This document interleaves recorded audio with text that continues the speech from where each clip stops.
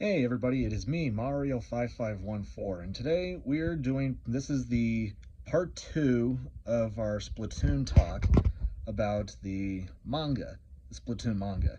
If you guys have watched part 1, we may have touched bases on some of the basic differences that we see between the manga and the game itself.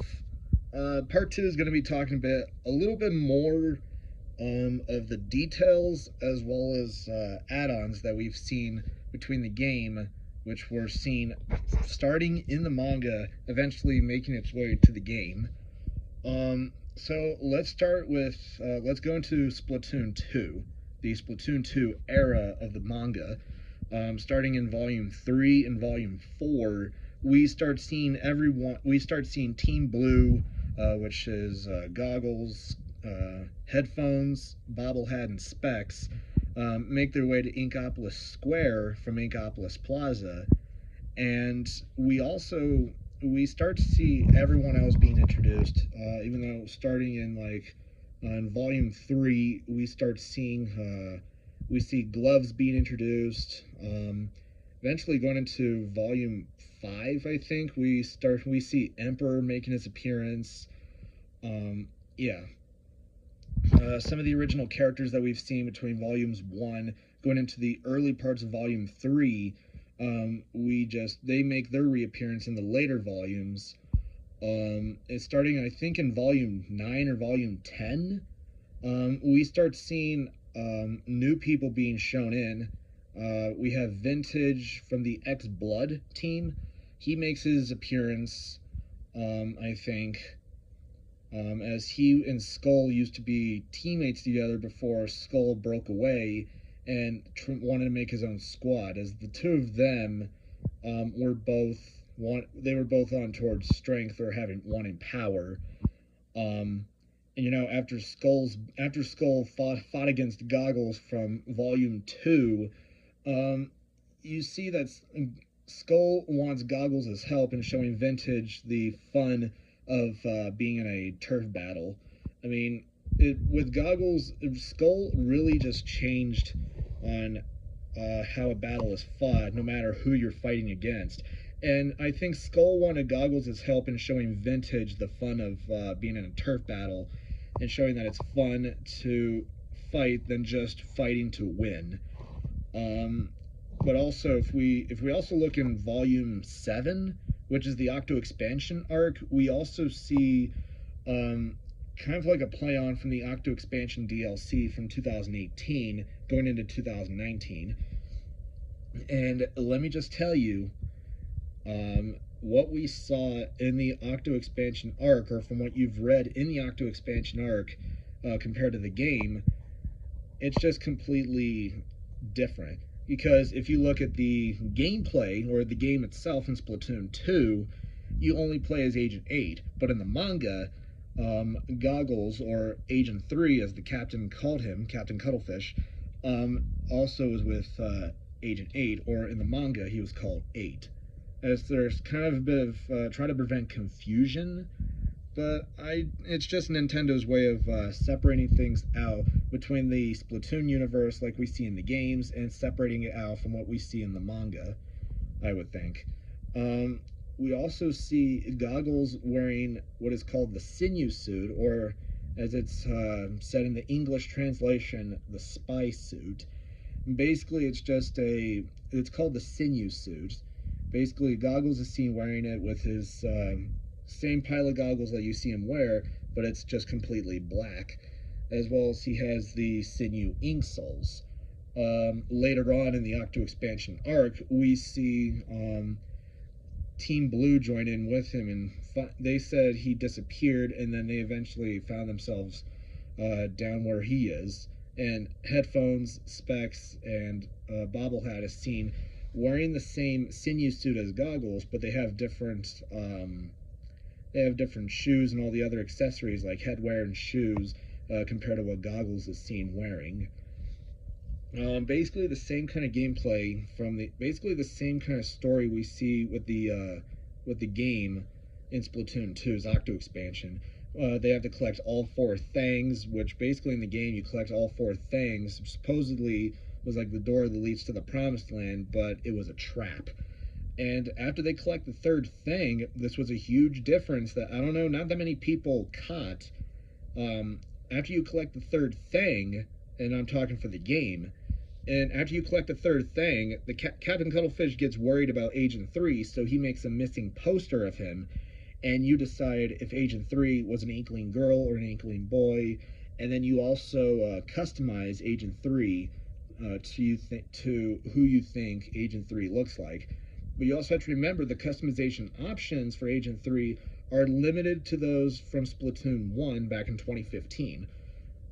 That same thing goes with Splatoon 3's Return of the Mammalians mode, or the single player story mode in Splatoon 3, basically making that Agent 3 is now the new captain of the Squidbeak Splatoon, but the captain has the same customization options from Splatoon 1. So there's those limits, those customization options which are limited from the first installment. We see that play out in the second installment in Octo Expansion. You can only choose your Inkling's gender, their skin tone, and their eye color. Once you have that put in, I think you can only customize it, I think, once, and that's it. Yeah. But if you look in the manga, after they collect the third thing, Captain Cuttlefish has Pearl and Marina contact Ryder, in which Ryder is supposedly playing the role of Agent 3, as we see in the game. After all four of the things have been put together, they get inside the blender, and which they're about to get pureed. If we look in the manga, Ryder crashes through the ceiling and destroys the blender, as we see Agent 3 do in the game, in the cutscene we see. But there's a difference. In the manga, when Ryder destroys the blender and freeing everyone, he's still on his feet. But when Agent 3 destroys the blender and saves Agent 8 and Captain Cuttlefish, Agent 3 knocked himself out cold, or he knocked himself out in the process. In which Agent 8 was, he escaped while the captain stayed behind to watch over Agent 3. In the game, or that was what we saw. But in the manga, Agent 8, 8 as well as Team Blue made it up to they were traveling to the surface, kind of like the same phases that we see, starting with the Cox's phase, going to the Feli phase, basically the whole thing.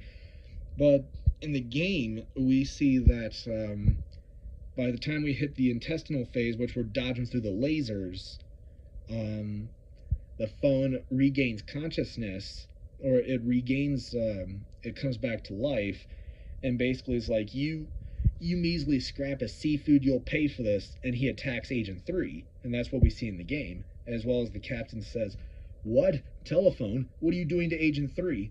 And the phone then says, "Number 10,000A, why are you associating with these superfluous nobodies?" And at that time, Agent 3 regained himself from after Commander Tartar attacked him, and then the captain was then captured by Agent 3, and from what we see in the spinal phase, the captain's tied up, like we see in the first installment, and we have to face off against a partially sanitized Agent 3.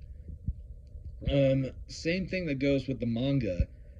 As soon as they all reach the spinal phase and going up the elevator stops, but then suddenly ropes apparently tie up the entire blue team except Goggles, and he and 8 have to go up against a partially sanitized Ryder, in which Ryder is fighting them with his gold dynamo roller. But if we look in the, which is what we see in the manga, but if we look in the game, we see Agent 3 using his hero shot that he's used when he was in Octo Valley.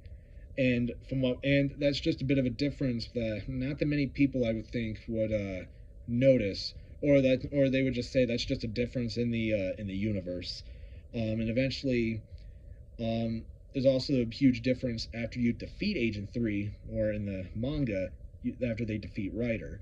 Because after they defeat Ryder, he's out cold for a moment before he regains consciousness and wakes up.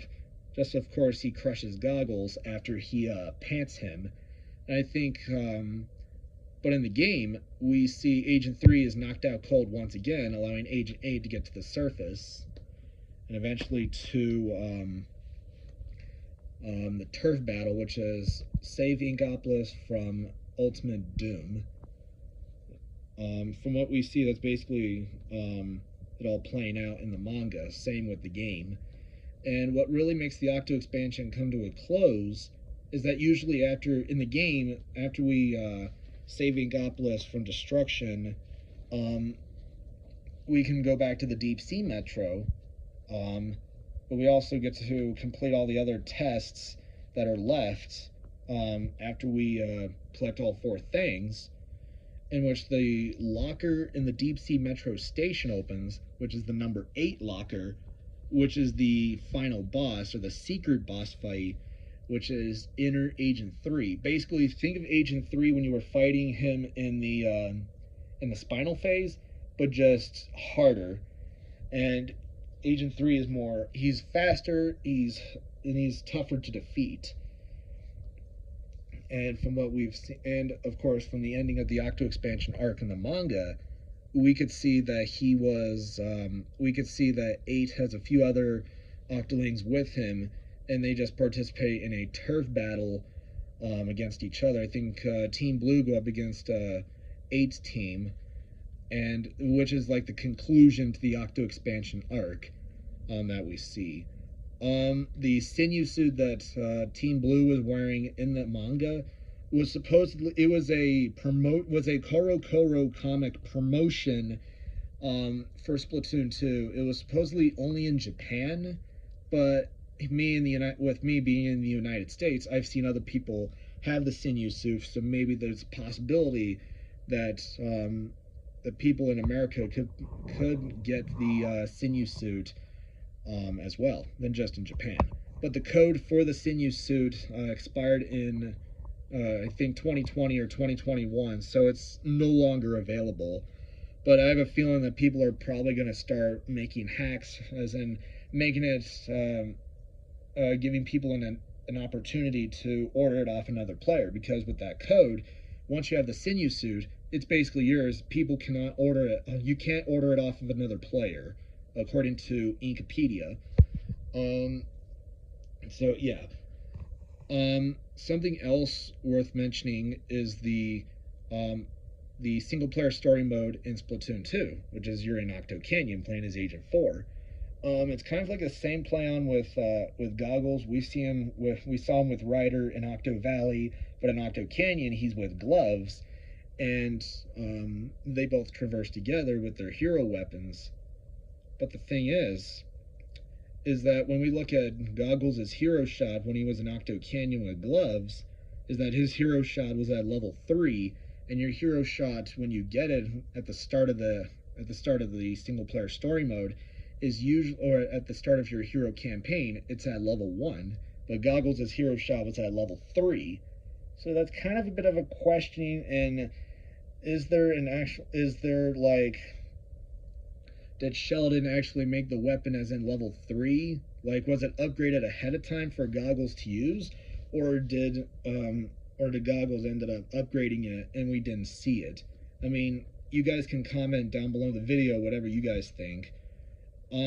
Eventually, I think you guys can also comment down below on this. What I'm about to say is that I think later on, when they save Callie from being brainwashed from DJ Octavio, is I think Vintage and Skull make their appearances as other agents of the Squid Beak Splatoon, being Agent 4.1 and 4.2. They come in and they save Callie with the help from Gloves and Goggles, eventually rescuing the Great Zapfish and bringing it back to Inkopolis Square. So yeah, that's kind of a bit of a wrap-up to the hero mode archive. Anyway, that's basically part 2 of the Splatoon talk about the manga. If you guys like the video, be sure you subscribe. It really helps out a lot. Thank you for watching, and I will see you in the next video. Until next time, stay fresh, everyone.